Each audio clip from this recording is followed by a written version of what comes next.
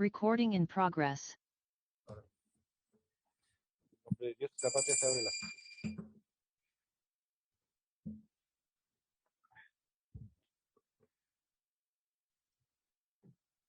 El primer punto de la tabla, cuenta de la Secretaría. La cuenta, señor presidente. Han llegado los siguientes oficios del Instituto Nacional de Derechos Humanos, con el que adjunta copia digitalizada del libro que compila los principales informes del Instituto enviado al Congreso Nacional en el 21. Además, digitalizada del informe funcional y orgánico del año 2019. En segundo lugar, llegó un oficio del director de la Corporación Administrativa del Poder Judicial, mediante el cual hace presente la imposibilidad de informar lo solicitado en la glosa 5, partida 03, Poder Judicial de la Ley de Presupuesto 2022, por ser datos altamente complejos de definir y entregar. Curioso.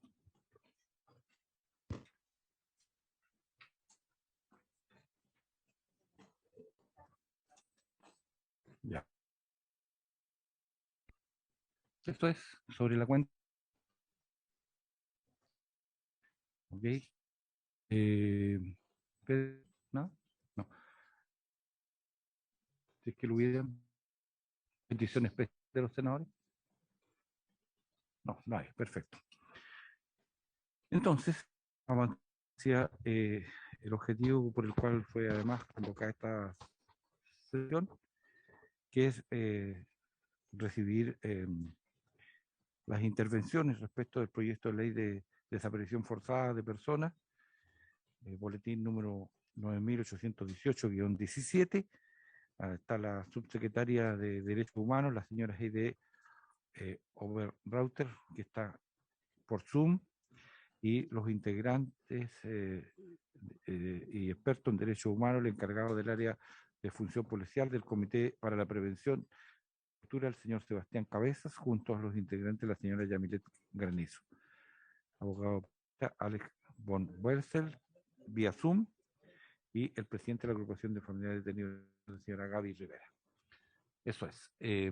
Van a tener el tiempo para hacer la exposición.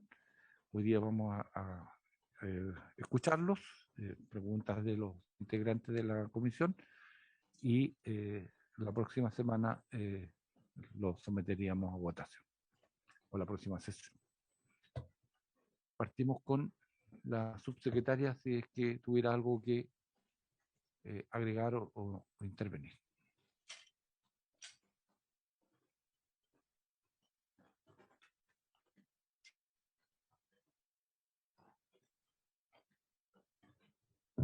Buenas tardes, señor presidente. Nosotros ya hemos expuesto nuestra posición y estamos absolutamente disponibles para escuchar a los demás panelistas y poder luego comentar sus posiciones. Ok. Entonces, don Sebastián Cabezas tiene el tiempo acordado para su intervención. Muchas gracias, señor presidente.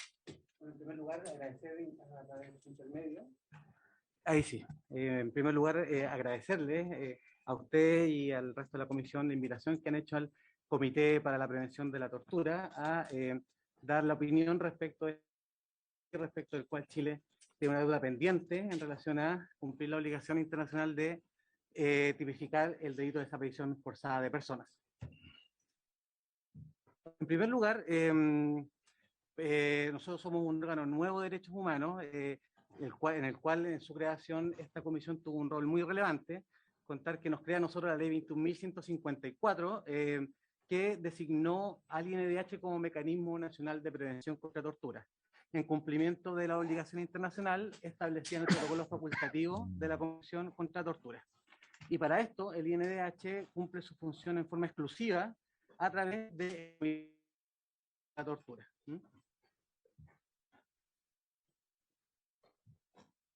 Nuestro mandato, somos un órgano de derechos humanos, funcionalmente autónomo, dedicado a la prevención de la tortura y los otros tratos crueles, inhumanos y degradantes. Esencialmente lo hacemos a través del sistema de visitas periódicas y no programadas, y a partir de esta visita nosotros entablamos diálogo con las autoridades para identificar situaciones de riesgo que puedan de alguna manera favorecer la ocurrencia de otros tratos crueles, inhumanos y degradantes. Y una vez detectado este riesgo, proponemos medidas de protección y salvaguarda para, en primer lugar, esto nunca ocurra. Bien. Y ya vamos junto con presentarnos, nos vamos directamente ya a hablar respecto de nuestra opinión respecto al proyecto de ley. Señalar que en nuestro trabajo de prevención son dos los conceptos fundamentales que nosotros manejamos, como es la prevención directa, que tiene como propósito generar efectos de mitigación, es decir, tratar de que la tortura nunca ocurra, y otras formas extremas de violencia institucional, como lo es, por ejemplo, la desaparición forzada de personas. ¿Y cómo lo hacemos? Lo hacemos precisamente a través de la identificación de factores de riesgo y ofrecer soluciones estructurales para que la tortura nunca ocurra. Otra, que es otra forma de prevención muy importante, y con esto nos conectamos a propósito de la importancia de este proyecto de ley, es a través de la prevención indirecta, es decir, una vez que han ocurrido hechos de tortura, tratos crueles, inhumanos o degradantes, pero también otras formas extremas de violencia institucional, como es la desaparición forzada de personas, la prevención indirecta se hace precisamente a través del cumplimiento de las obligaciones del Estado de sancionar proporcionalmente a los responsables de estos hechos gravísimos, y además ofrecer garantías de no repetición y reparación a las víctimas de este tipo de delitos. Siguiente.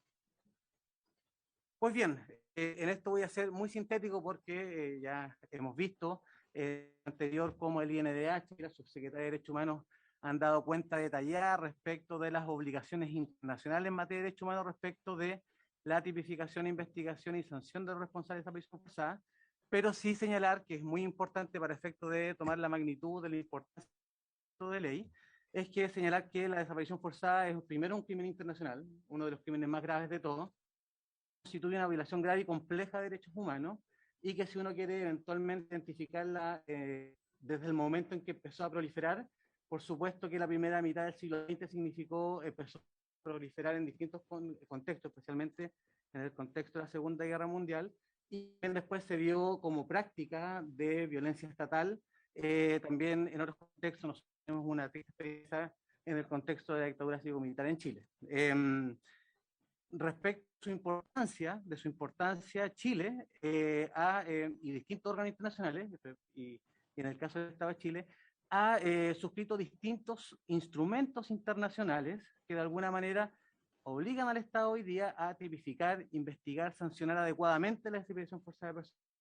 Ahí en la lámina ustedes pueden ver los distintos instrumentos internacionales, y también junto con ver los distintos instrumentos uno también puede ir analizando la evolución de personas, pero desde el punto de vista de la obligatoriedad de estas obligaciones que asume el Estado, tanto la Convención Interamericana sobre Desaparición Forzada de Personas y la Convención Internacional para la Protección de Personas contra la Desaparición Forzada establecen estas obligaciones reforzadas del Estado de Chile de investigar y sancionar este delito específico.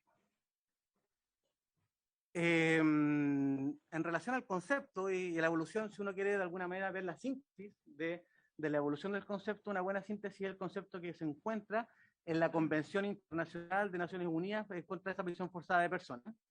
Y como se señalaba en la sesión anterior de la comisión, en esta definición uno puede advertir todos y cada uno de los elementos que un tipo penal prende tarea de tipificar, y entre ellos estaba la privación de libertad en primer término. Segundo, que esta privación de libertad o la acción desplegada sea por parte de agentes del Estado o de particulares apoyados, autorizados o con la quiescencia de actores estatales. Este elemento que es fundamental en este fenómeno de violencia institucional, que es el ocultamiento de la suerte o el paradero de la persona desaparecida, y como consecuencia de todo lo anterior, la acción de la víctima respecto de la protección de la ley.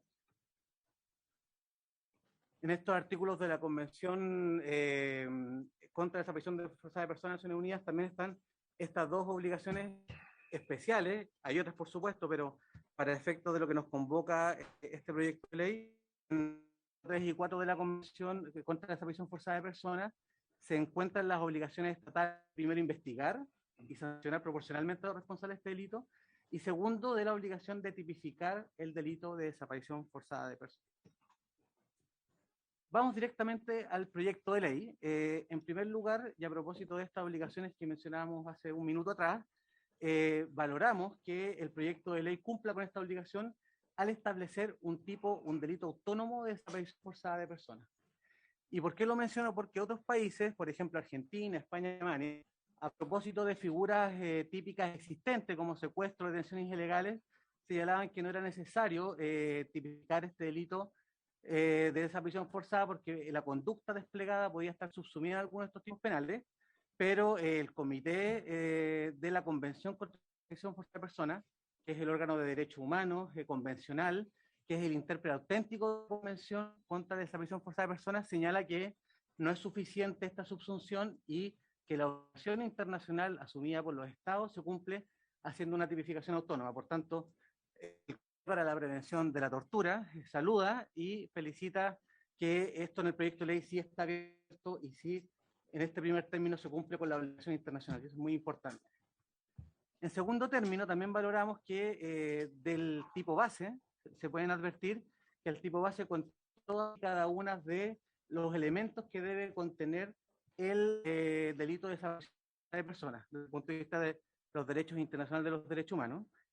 Si uno advierte en el proyecto, se contiene, por supuesto, como la primera acción, la privación de libertad a una o más personas, esto es muy importante,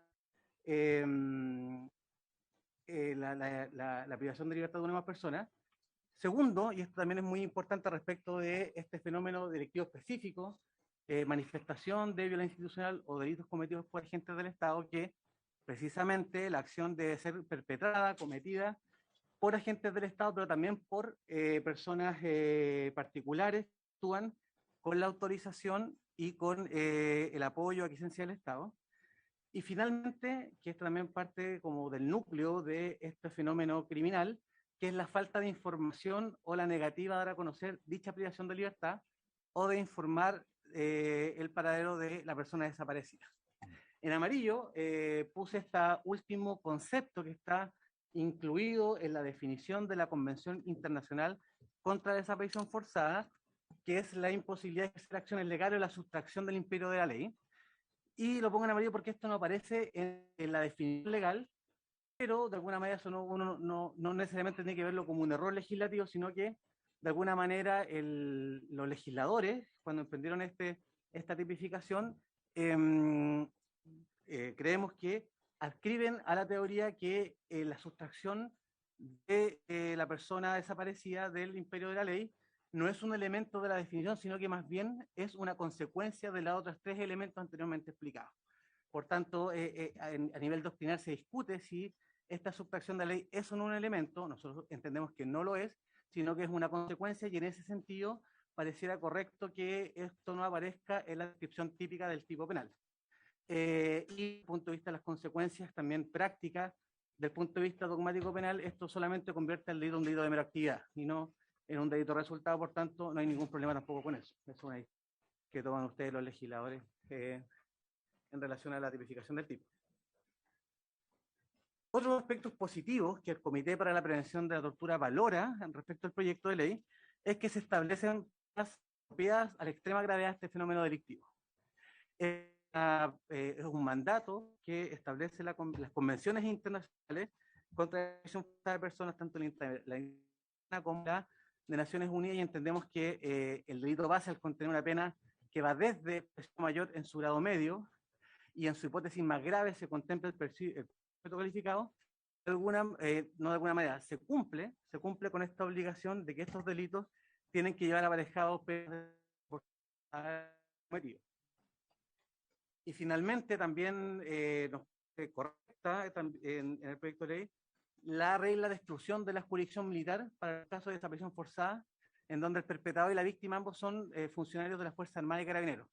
¿Y por qué nos parece correcto? Porque si las reglas de exclusión de la justicia militar, que comenzaron en el año 2011 a través de la ley 20.477, luego, dado que era una regla incompleta, se perfeccionó con la ley 20.968, y esto de alguna manera, y discúlpenme el coloquialismo, ha ido generando parches.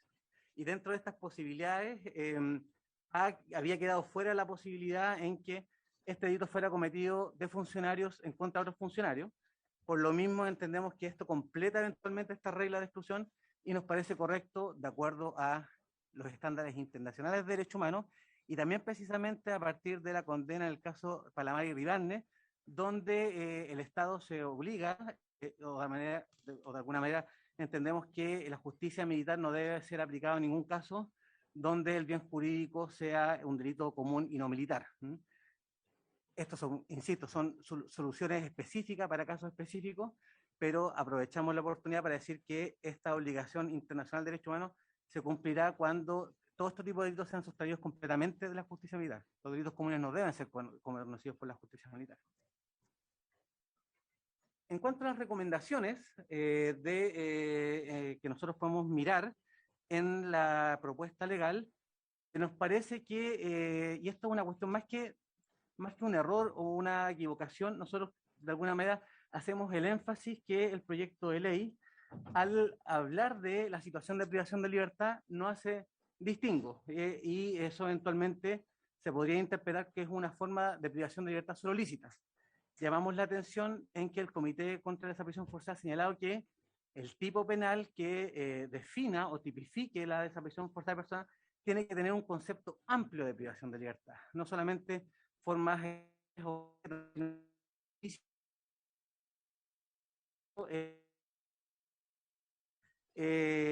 la sola mención de la situación de privación de libertad podría excluir otras formas ilícitas o ilegales de la misma. Es por eso que la Convención Internacional habla de arresto, detención, secuestro o cualquier otra forma de privación de libertad. Y este es un punto que eventualmente podría generar alguna discusión. Es bien ilustrativo, y disculpen la autorreferencia, bueno, la ley que nos crea a nosotros, que crea el Comité para la Prevención de la Tortura, en su artículo 2, letra C, contiene un concepto amplio de privación de libertad, que básicamente comprende cualquier situación de facto o legal en virtud de la cual una persona se vea privada de su libertad. Y básicamente, y a lo mismo como lo hace el protocolo facultativo, hace referencia a la imposibilidad de una persona de desplazarse o de moverse, y cualquier situación, eso eventualmente puede configurar una situación de privación de libertad. Bien. En segundo ámbito, también eventualmente esto puede ser como una dificultad interpretativa, y es por eso que nosotros queremos destacar este punto, es que junto con la realización de la acción de privar de libertad, el tipo penal, al igual que la definición internacional, ocupa la voz seguida de el ocultamiento de la información sobre el paradero de la persona desaparecida. Nosotros queremos llamar la atención en que esto no debe ser entendido con que, o como que, las personas que privan de libertad tienen que ser las mismas que ocultan la información al paradero de la persona desaparecida, sino que estas conductas perfectamente pueden ser ejecutadas o cometidas por personas distintas. Y en ese caso, por ejemplo, en el caso que la persona que priva de libertad, luego la que niega la información, como fue el caso de José Vergara en Alto Hospicio, sean distintas respecto de ambos grupos de personas, se configura el tipo de desaparición forzada de personas. Y finalmente, respecto de esta regla de imprescriptibilidad, nosotros sabemos que es una regla político-criminal y que por supuesto los legisladores y las legisladoras pueden establecerlo, pero queremos llamar la atención en que la Convención contra la Desaparición Forzada de Personas no exige imprescriptibilidad respecto de delitos comunes. Y solamente el comité ha dicho al respecto, el Comité contra la Desaparición Forzada de Personas, que lo importante es que los plazos sean prolongados y proporcional a la extrema gravedad de los delitos, y por lo menos se deben contar desde el momento que cesa la desaparición forzada. Pero insisto, eso es una regla político-criminal y por supuesto los legisladores y las legisladoras pueden establecer algo distinto. Finalmente, y con esto ya voy terminando, en relación al trabajo preventivo que hacemos nosotros en el Comité para la Prevención de la Tortura, queríamos destacar la importancia que tiene y que debe tener los registros de personas privadas de libertad en cualquier tipo de lugar de privación de libertad. Un registro correcto, riguroso, minucioso, es la primera salvaguarda o medida de protección para prevenir la desaparición forzada de personas. Es por eso que la Convención contra la Desaparición Forzada de Naciones Unidas establece como esta una obligación principal. Por tanto, ahí llamamos la atención en que antes incluso de, y además de cumplir con la obligación total de tipificar este delito, También las personas y la autoridad a cargo de lugares de privación de libertad deben llevar registros acuciosos, minuciosos. Si uno mira los 3 casos de desaparición forzada de personas en democracia, que es el caso de José Huerante, Hugo Arizpe y José Vergara, eventualmente ese registro riguroso, ese estándar institucional falló. Llamamos la atención respecto a eso.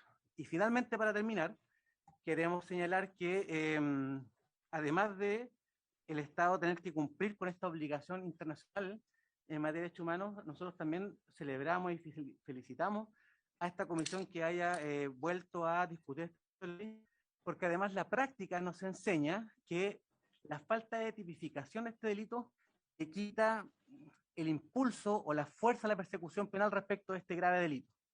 Y esto no es opinión, sino que eso se puede ver plasmado en el caso de José Vergara, que la falta de existencia de un tipo especial que castigue este fenómeno específico llevó en primer término a este caso grave del 2015, donde una persona detenida en su casa por los problemas mentales que tenía y para terminar con la situación de violencia que se estaba dando, la separa de su casa, la lleva al desierto, se pierde, nunca más es a vida el día de hoy.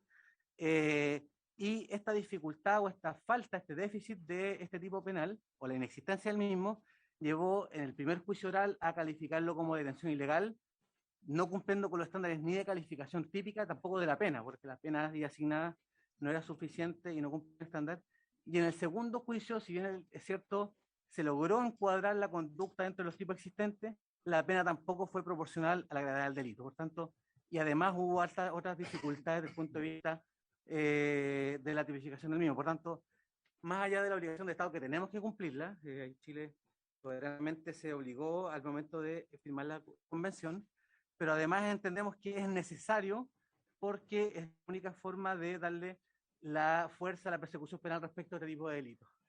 También, a contrario censo, si nosotros vemos los otros 2 casos, como el de José Fernández y Hugo Arizpe, que es incluso antes de la reforma penal, en puerto de ciudad menos de condena. Por tanto, ese estado de investigación también habla del déficit y la necesidad de contar con un tipo de desaparición forzada de personas. Me quedo hasta acá y abierto también a otras consideraciones respecto del delito. Posible, o escuchamos.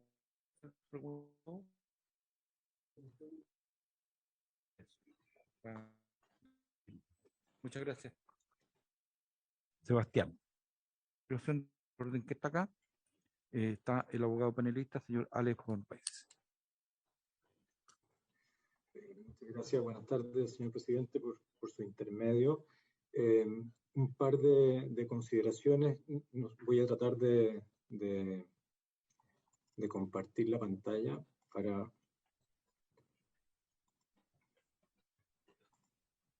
proyectar la presentación que tengo. No sé si ahí está bien. Ya. En primer lugar, que son las que aparecen ahí en la lámina, primero sobre la necesidad real de tipificar la figura.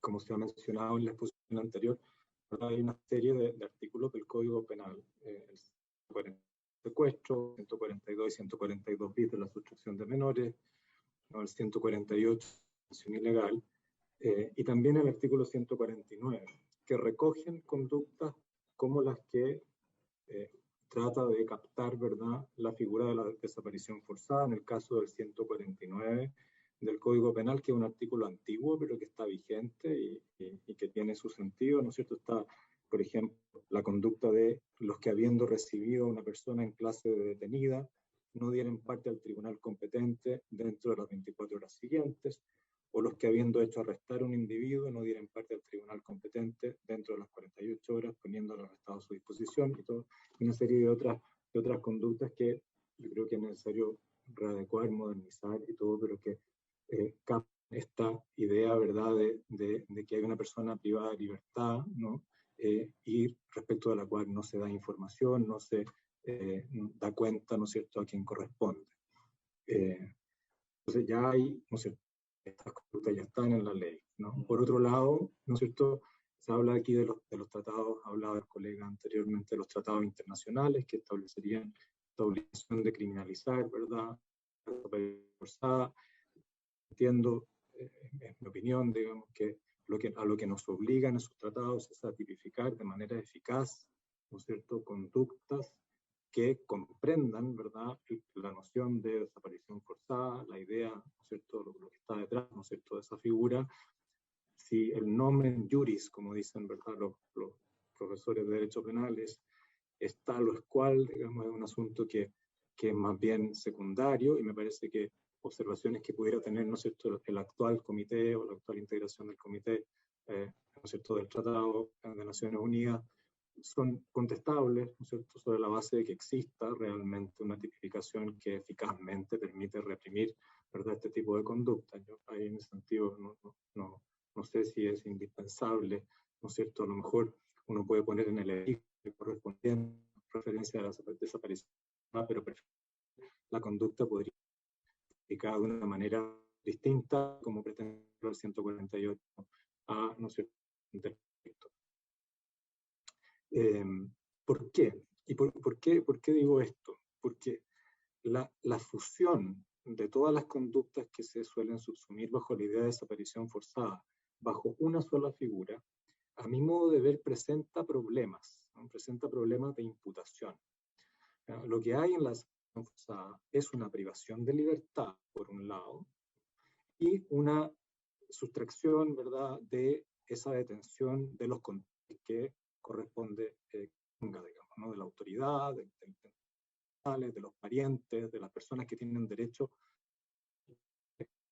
que la víctima se encuentre privada de libertad, ¿no? Esas dos conductas se funden en un solo delito, ¿no? Pero ¿qué puede pasar, ¿no?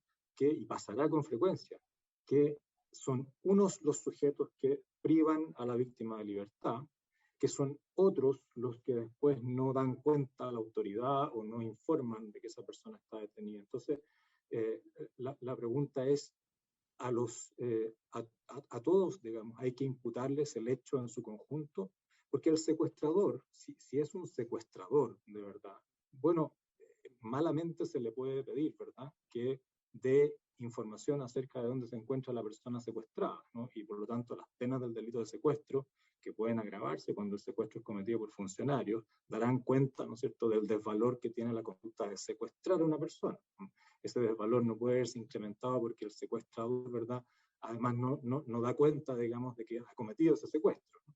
Por otro lado, las personas que reciben a esta persona privada de libertad pueden recibirlo, ¿no?, de una manera, ¿no es cierto?, que no las hace responsables necesariamente de los actos, de los hechos, ¿no es cierto?, que constituyeron la privación de libertad en sí misma, y que por el contrario, su injusto, lo que ellos realizan, consiste en no dar cuenta a la autoridad de que está esa persona detenida, o no dar información acerca del paradero de esa persona debiendo hacerlo, y por tanto es un injusto, ¿no es cierto?, distinto. Los que privan de libertad podrían privar de libertad como secuestradores, ¿no es cierto?, 141 del Código Penal, pero también podrían privar de libertad bajo una hipótesis de detención ilegal, ¿no?, donde no se dan todos los presupuestos, ¿no es cierto?, para que esa privación de libertad cumpla, ¿no?, ¿verdad?, con los requisitos legales, y son injustos también distintos. Bueno, todas esas cosas, ¿no es cierto?, se pierden, todas estas distinciones, ¿no?, se pierden por exceso y por defecto cuando se usa una sola figura, ¿verdad?, que engloba todo.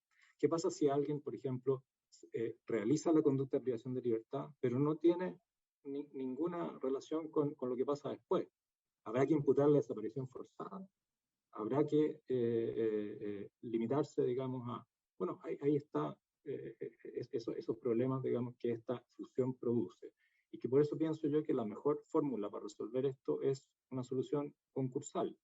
O sea, se castiga por el secuestro, ¿eh?, y por una figura como la del artículo 149 reformado, actualizado, en concurso real, ¿no?, que será lo más habitual, lo más frecuente. Son dos delitos distintos con penas que se suman, digamos, y que pueden llegar a sumar una pena considerable que cumpla, pues, desde luego, con los estándares, ¿verdad?, internacionales al respecto. Bueno, después hay otros temas también que ahí van a ir saliendo que no los quiero aburrir.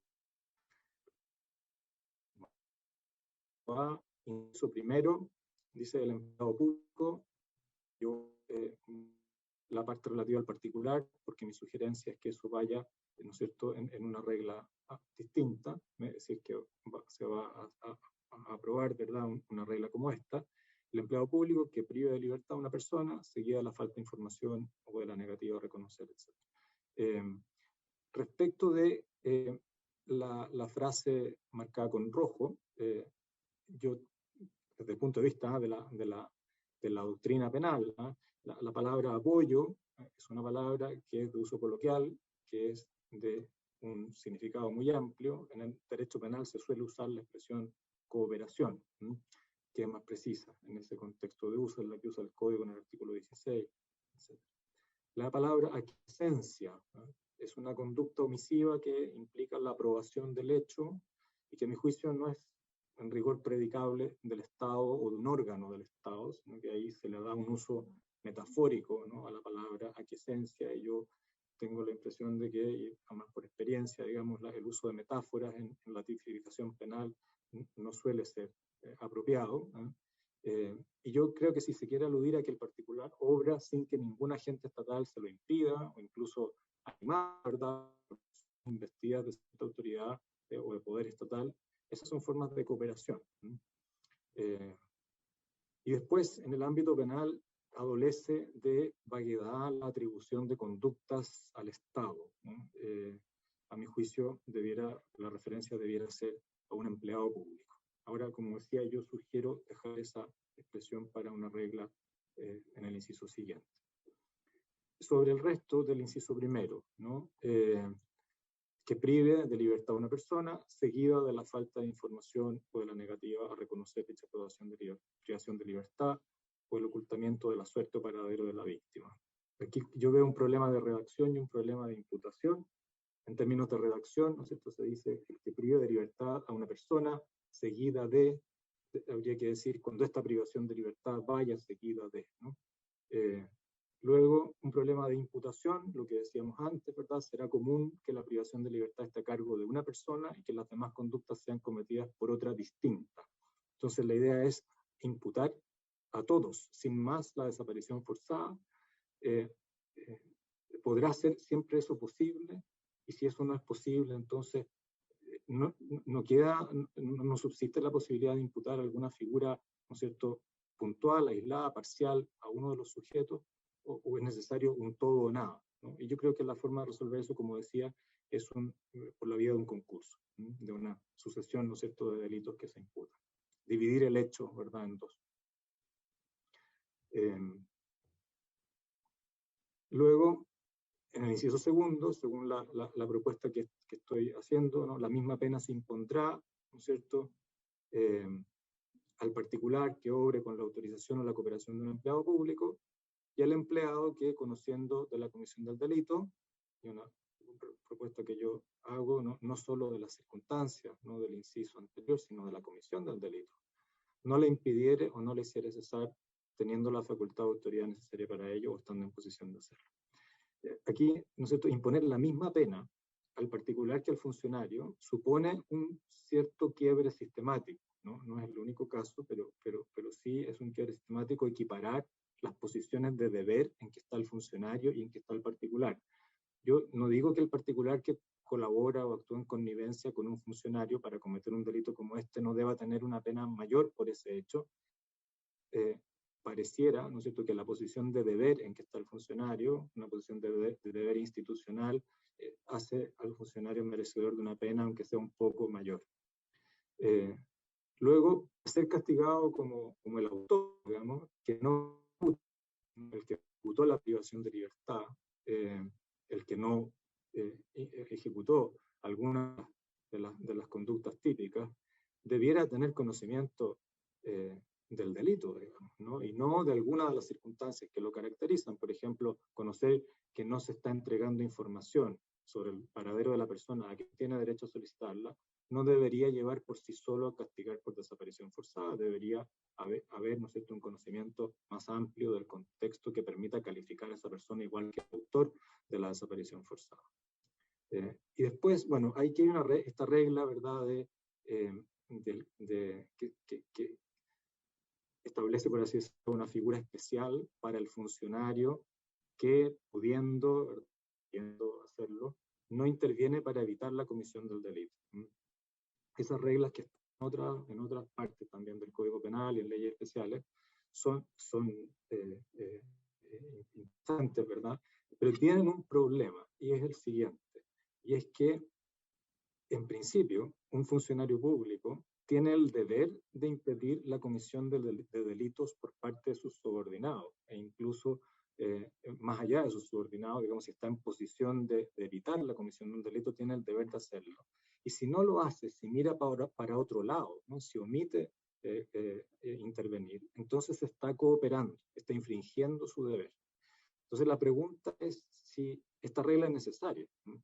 Porque surge también la cuestión de qué ocurre cuando la regla no esté presente, ¿no? Si no estamos ante una malversación, si no estamos ante una tortura o ante una desaparición forzada, entonces los funcionarios no tienen la obligación de impedir los delitos que cometen sus subordinados, ¿no? o que cometen otros funcionarios cuando él está en posición de impedir. Y si no lo hace, también al menos un más sistemático que tienen estas reglas, y yo sugiero simplemente considerar. Luego, el 148A continúa con las formas en que se puede agravar, ¿no? la desaparición forzada. Son todas reglas que están prácticamente iguales en el delito de secuestro, ¿no? Una solución, ¿verdad?, concursal, ¿no? Secuestro, detención ilegal, sustracción de menores, más un 149, ¿verdad?, reformado, haría innecesaria esta regla, porque ya están, ¿verdad?, respecto de esas otras figuras.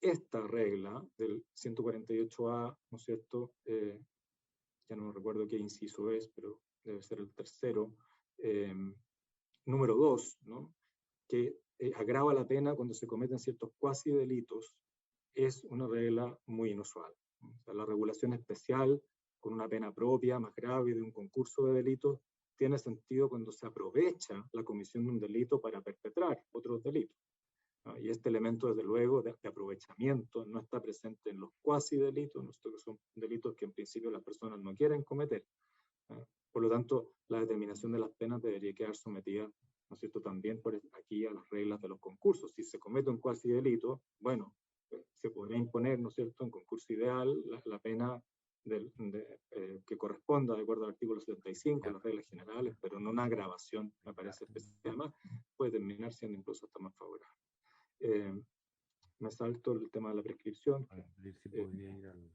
Y aquí hay una regla de delación compensada, ¿no?, en el 148C, ¿no?, que rebaja la pena para la persona que contribuye a la reaparición efectiva del desaparecido, o que haya entregado información sustancial. Yo creo que estas reglas en este tipo de delitos son muy importantes, son delitos que se cometen usualmente desde estructuras jerarquizadas, y por lo tanto es muy importante que los superiores no puedan confiar en el silencio de los inferiores, de los ejecutores, y que los ejecutores a su vez tengan incentivos muy fuertes para denunciar los hechos.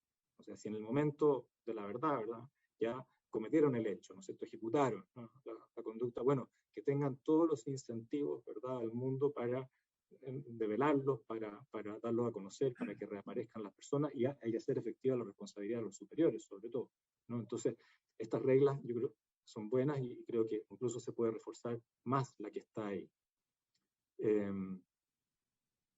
Y aquí viene un tema, el 148D, la verdad me costó a mí entenderlo, que es, ¿no es cierto?, la no aplicabilidad del 10 número 10, del 246, del 252. A ver, respecto del 252 y del 10 número 10, que son, ¿no es cierto?, causas de exención de responsabilidad para personas, en principio, civiles, no en principio y en final, civiles, que están bajo, ¿no es cierto?, subordinación jerárquica en el servicio público. La regla me parece muy compleja, porque en relación con funcionarios civiles hay que interpretar que no existe obediencia jerárquica respecto a la comisión de delitos. Un funcionario civil puede estar obligado a ejecutar una conducta antijurídica, ¿no?, por obediencia jerárquica, de acuerdo al 252, de acuerdo al estatuto administrativo, en fin. Pero no puede estar obligado a cometer un delito. La comisión de delitos por obediencia jerárquica está solo exenta de responsabilidad bajo el régimen del Código de Justicia Militar, ¿no? Para las Fuerzas Armadas y Carabineros, a quienes se aplica el Código de Justicia Militar, pero no para los funcionarios civiles. Entonces, ¿no? Es un poco desconcertante, ¿verdad?, que se establezca una regla como esta aquí. Respecto del 246, tampoco entiendo la regla porque es evidente que el funcionario cumple su deber cuando revela, se refiere a revelación de secreto, lo que es necesario para descubrir un delito, ¿no? O sea, la necesidad de una regla como esta solo surge de la eliminación previa del 10 número 10, que yo creo que no tiene ningún sentido, ¿no es cierto?, tratándose de funcionarios civiles. Y a propósito de esto, creo que conviene revisar, más bien derogar, el 159 del Código Penal, que establece, ¿no es cierto?, un régimen de exención de responsabilidad del subordinado civil, respecto justamente de tortura y de esta figura que estamos conversando. Yo creo que esa regla no tiene justificación tratándose de funcionarios civiles, ¿no? Y a lo mejor esto es una oportunidad para derogar. Entonces las sugerencias son prescindir de un nuevo 148A del Código Penal, modificar el epígrafe del parágrafo 3º para incluir a funcionarios en los delitos de secuestro, sustracción de menores, etc. En el caso de los artículos 141, 142, 142 bis, para incorporar expresamente al funcionario público en ejercicio como sujeto activo y agravar la pena del particular que obra en connivencia con un funcionario, y modificar la tipificación del 149, del cual hemos hablado ya, ¿no es cierto?, de esta omisión de, o derechamente, ¿no es cierto?, no entregar información, incumplir el deber, ¿no es cierto?, de reportar la detención, etc. Y añado el 148, que establece el delito de detención ilegal y que también está regulado de una manera hoy día compleja. Ahí se hablaba del caso de José Vergara, efectivamente ahí, ¿no es cierto?, el 148 no cumple la función que tiene que cumplir, ¿no? Y efectivamente merece una actualización. También sugeriría revisar las penas que resultarían en hipótesis de concurso real y de concurso ideal, perfectamente terminar cumpliendo con los estándares internacionales, crear una regla de delación compensada en línea con el 148C que se propone, pero más generosa, suprimir la eximente del artículo 159 del Código Penal y perfeccionar el régimen del Código de Justicia Militar. Y mis últimos comentarios, perdón que me haya alargado tanto, tienen que ver con el régimen justamente del Código de Justicia Militar. Se propone la redacción que ustedes conocen bien, ¿verdad?, de modificación al artículo 335 del Código de Justicia Militar. Yo propondría una redacción más precisa, que cumpla mejor la función que se busca lograr acá, que es excluir estos delitos de la obediencia debida. Entonces, yo lo haría desde una modificación en el 334 y una en el 335. En el 334, todo militar está obligado a obedecer, dice la ley actualmente, salvo fuerza mayor, una orden relativa al servicio que en uso de atribuciones legítimas le fuera impartida por un superior. Y aquí yo pondría, no se imparten en uso de las atribuciones legítimas del superior las órdenes que dispongan o autoricen o orienten la comisión de todos estos delitos, ¿no? Y luego, en el 335, que establece, ¿no es cierto?, la eximente de obediencia debida en relación con el 314 de justicia militar, no obstante lo prescrito en el artículo anterior, y siempre que se cumplan las condiciones establecidas en su inciso primero, o sea, que se trate de órdenes del servicio, relativas al servicio, y en uso de atribuciones legítimas, en esos casos existe esta facultad para representar y si insiste la orden se debe cumplir. Pero las órdenes que tienen por objeto la comisión de tortura, desaparición, en fin, de los delitos que ahí se indica, digamos, no son órdenes impartidas en ejercicio de atribuciones legítimas, y por tanto, respecto de ellas, no cabe el derecho a representación ni la exención de responsabilidad penal.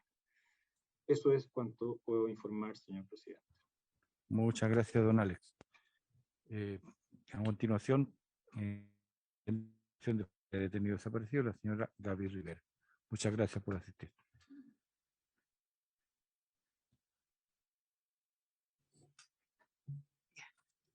Buenas tardes. Primero que todo, agradecer esta invitación a la agrupación para, desde hace tanto tiempo que está en receso este proyecto, más o menos desde el año 2014, y ha llegado y lo hemos podido hoy día restablecer. Para la agrupación es muy importante, nosotros ya mandamos una minuta con respecto de lo que nosotros estamos indicando, no sé si la recibieron y la tienen, ¿sí? pero principalmente el proyecto de ley, si bien es cierto, ha tenido avances importantes, pero nosotros sugerimos que hay varias cosas que nosotros tenemos que no están y que debería de estar simbólicamente, pero además para que nunca más vuelva a existir la desaparición forzada en nuestro país. Porque si bien es cierto, nuestros familiares ya no van a aparecer, no vamos a tenerlos, no vuelve esto hacia atrás, sino que tenemos que pensar en lo que viene, en el futuro, para que de verdad nunca más en Chile vuelva a haber personas desaparecidas por el Estado de Chile. El proyecto nuestro tiene un avance importante, como lo decía, y decíamos también que en el proyecto excluye la tipificación en el caso de los altos mandos de las personas que dieron la orden y que el subalterno la cumple. Entonces, en esas dos situaciones hay penas hoy día o van a haber penas distintas. Y nosotros creemos que cuando el subalterno ejecuta una de su superior, tiene que ver mucho con que el grado, porque si bien es cierto, en el momento en que ejecuta o se tortura o se torturó, nuestro familiar a 50 años después no tiene el mismo valor para la agrupación de familiares de detenidos desaparecidos. Por lo tanto, siempre vamos a proteger la dignidad de cada uno de los detenidos respecto de, porque la tortura y los padecimientos que tuvieron nuestros familiares no se compara con el día. La tortura permanente, no solamente para ellos, sino también para los familiares que estamos detrás de ellos. Esto es una situación de, ya llevamos 50 años, podemos seguir esperando 50 años más para resolver este tema. Ver esta causa que hasta además en los tribunales también hoy día se aplica y son unas irrisorias sentencias que están entregando y que están permitiendo que los violadores de derechos humanos salgan en libertad. ¿Nos quieren que les mandé lo que mandamos? ¿O porque tiene fundamentalmente en que cuando nosotros hablamos del nunca más, hablamos de que el nunca más se vuelva a repetir en una parte del mundo, pero tuvimos la experiencia de la dictadura militar, donde no solamente en Chile hubo una dictadura tan cruel, sino que también en América Latina. Nosotros como agrupación también estuvimos en París firmando el acuerdo de que América Latina nunca más debería existir la desaparición forzada. La desaparición forzada es el momento más cruel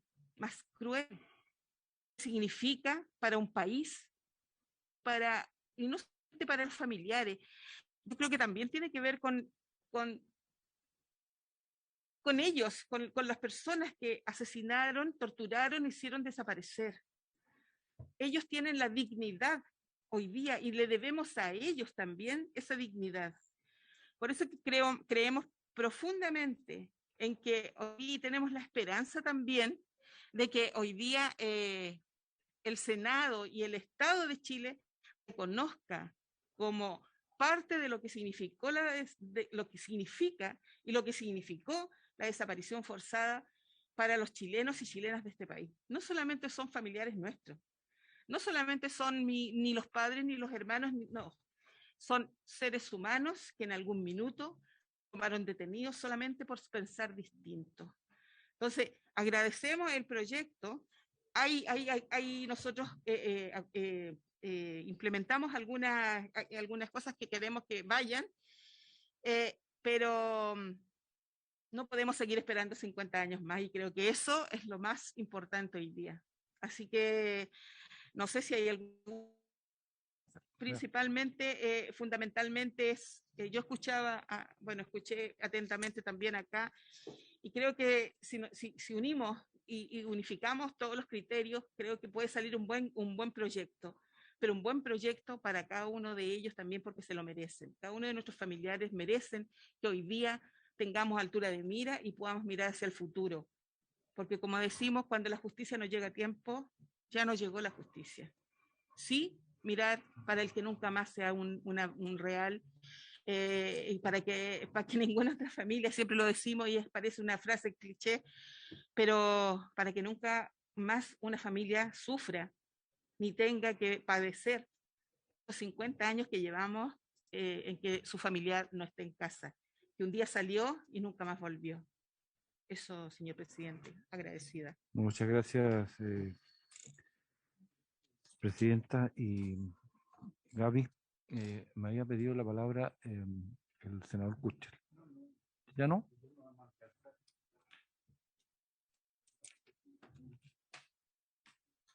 Sí, pero todavía no tocan los timbres. Cuando toquen los timbres, vamos.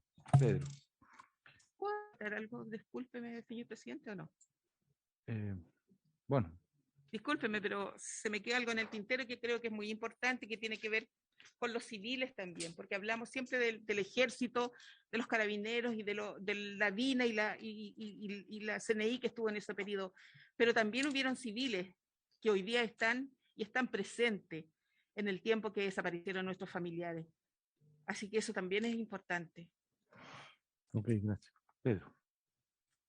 Gracias, presidente, por su intermedio. Saludar a nuestros invitados, quienes pusieron, y bueno, decirle desde ya el compromiso mío de poder apoyar este proyecto. Yo simplemente quiero hacer una pregunta al profesor Van Bexel, que encuentro muy clara su exposición y que obviamente vamos a recoger parte de las propuestas que él hace.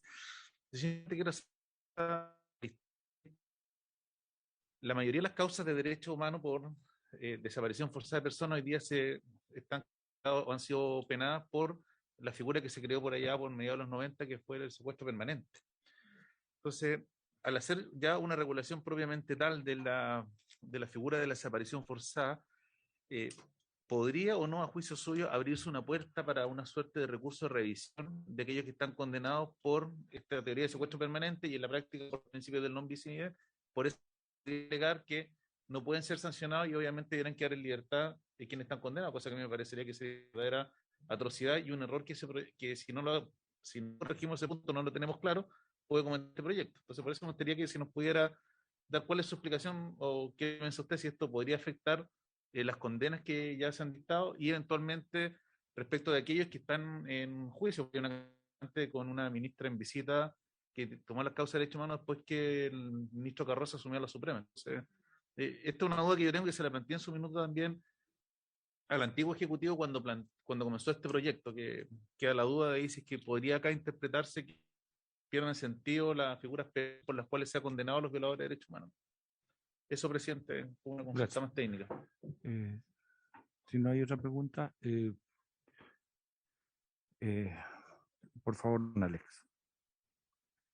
Gracias, señor presidente. Esa es una muy buena pregunta. Yo no me lo había planteado hasta que usted lo plantea acá.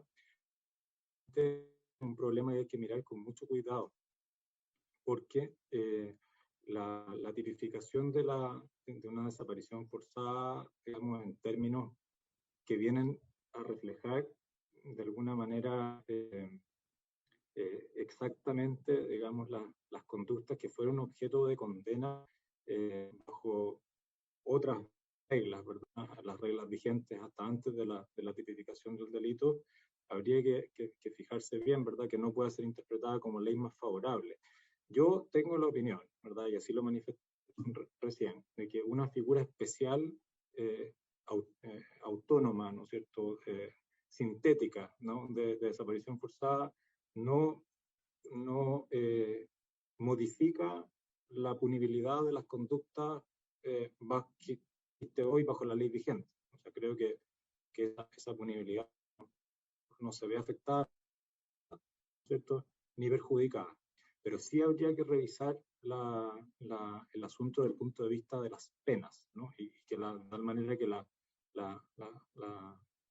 la ley, digamos, que salga de este proyecto, no sé si llega a convertirse en ley, no puede ser entendido como ley más favorable, bajo algún aspecto relativo al régimen de penalidad, en cuanto a la magnitud, pero también en cuanto a otros elementos que pudieran estar presentes y que inciden en la cantidad y forma de ejecución de las penas. Gracias. Sebastián. Muchas gracias. Bueno, solamente quería hacer llamar la atención, que creo que es importante también consignarlo en esta discusión, que la desaparición forzada de personas desde el punto de vista fenoménico es un hecho específico, una conducta que se explica con un propósito particular. Si uno se remonta, y quizás, bueno, 15 minutos a veces no es suficiente para poder remontarse, pero en el régimen nacional socialista, en la operación Noche y Niebla, para precisamente hacer desaparecer a opositores políticos, a personas específicas que estaban privadas de libertad. Y muy bien lo ha expresado Gaby, también fue una práctica, un fenómeno específico que realizó durante la dictadura cívico-militar. Esta consideración desde el punto de vista también de la necesidad, sino solamente para, como ya dije, no solamente para cumplir con una obligación internacional de derechos humanos, sino que los tipos penales existentes, tanto la detención ilegal como el secuestro, nos para comprender este fenómeno específico.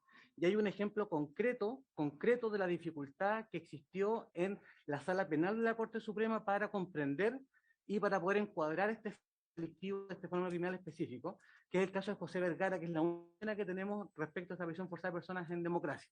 Si uno mira ambas sentencias, el primer tribunal oral de Iquique y la del segundo, la sentencia de la Corte Suprema, ahí se ve inmediatamente y en la práctica la dificultad que existe para encuadrar este fenómeno delictivo complejo, que eso también es importante decirlo, este es un fenómeno delictivo complejo donde se usan distintos bienes jurídicos, existió para nuestros altos tribunales de justicia poder encuadrar esa conducta en los tipos penales existentes. Por tanto, desde el Comité para la Prevención de la Tortura nosotros reforzamos la idea de la necesidad de este tipo penal que permita facilitar tanto al órgano para poder investigar también de acuerdo con respeto a los estándares internacionales de derechos humanos y también que facilite la labor del juzgador para poder comprender mejor esto en sus sentencias que dicte en casos como este. Muchas gracias, presidente. Muy amable. Habiendo cumplido el propósito de la sesión, esta se levanta. Muchas gracias.